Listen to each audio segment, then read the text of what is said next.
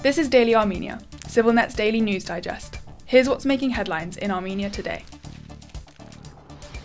The discussion continues over the US proposal to lease a strip of land in Armenia's southern Syunik region so as to fulfill Baku's demand to gain a connection with its Yerevan exclave. A senior lawmaker from Armenia's ruling civil contract party confirmed the proposal yesterday and said Yerevan ultimately found it unacceptable due to sovereignty concerns. Such an idea was floated by the Americans, but it was not acceptable to us, said Yerevan, chair of the National Assembly's Standing Committee on European Integration, in an interview with Factor TV. He emphasized that while delegating certain technical functions may be considered, leasing land is viewed as a surrender of sovereign rights. Yerevan did not specify when the US proposal was conveyed, but his remarks align with earlier reports that Washington had suggested leasing the 42-kilometer road through Syunik to a third-party operator, possibly a US-based logistics company, for up to 100 years. US Ambassador to Turkey, Thomas Barak, publicly acknowledged the idea earlier this month, framing it as a solution to regional transport tensions between Armenia and Azerbaijan. While Prime Minister Nikol Pashinyan implicitly confirmed the suggestion, saying that proposals from various capitals are being discussed at the conceptual level, he has also denied that Armenia will cede control over its territory or allow extraterritorial arrangements. Any mechanism that entails leasing land rather than delegating specific functions poses an unacceptable risk. You can't lease land that's of fundamental importance to national infrastructure, he said. That would mean relinquishing control in a way that's not consistent with Armenia's sovereignty. Baku has long demanded a route free from Armenian oversight, a demand firmly rejected in Yerevan. To counter these demands, Pashinyan's cabinet designed the so-called Crossroads of Peace initiative, suggesting a broader unblocking of regional transport links on a reciprocal and sovereign basis. Yerevan stressed that while ideas and technical formats are being explored, any final decision will adhere strictly to the constitutional limits of Armenian statehood. Baku has so far dismissed the project. Yerevan revealed that multiple alternative solutions are being discussed these days, but nothing can move forward if it crosses the line on sovereignty, he concluded.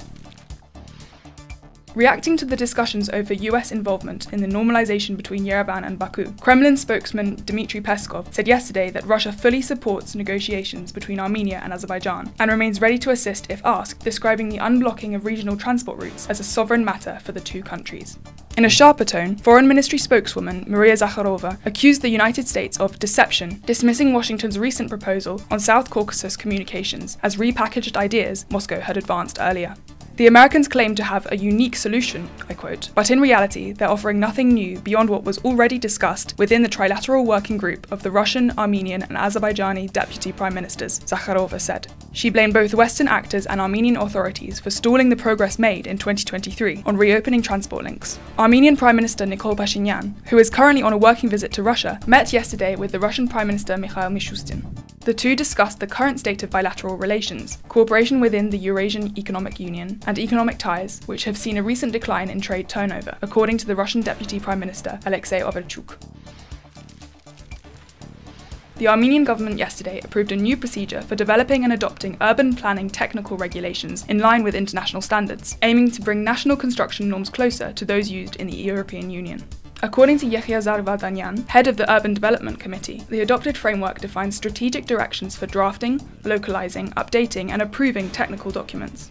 It also introduces mechanisms to harmonise these with EU norms, either partially or fully, while ensuring compatibility with Armenia's existing regulations. Certain EU standards may be used voluntarily by developers in Armenia, Vardanyan explained. However, once an investor or project initiator chooses to apply EU norms, those standards become mandatory for that specific project across all phases of planning, construction and operation. Vardanyan added that adapting EU regulations will help create a more transparent, accessible and investor-friendly environment for foreign developers and construction firms, potentially boosting investment and activity in the sector. As a result, alongside increased investment, Armenia will see the development of infrastructure and buildings that meet international standards, he said. Armenia has been implementing the Comprehensive and Enhanced Partnership Agreement, CEPA, with the EU since 2021, gradually adjusting its regulations and democratic standards to those of the bloc. In February, it adopted legislation declaring its intent to join the EU, though officials stress this is not a formal application but a political signal. And finally, the CivilNet number of the day is 215,253. That's how many tourists visited Armenia this June, up 19% compared to June last year. With Russians making up 37% of all visitors, Armenia's tourism, dining and entertainment industries remain closely tied to inflows from Russia. Most tourists, about 60%, entered Armenia by air through Yerevan's Zvartnots airport, the rest mostly entering by land from Georgia via multiple checkpoints in the north. And as always, please follow CivilNet for the latest news and independent reporting from our contributors on the ground here in Armenia.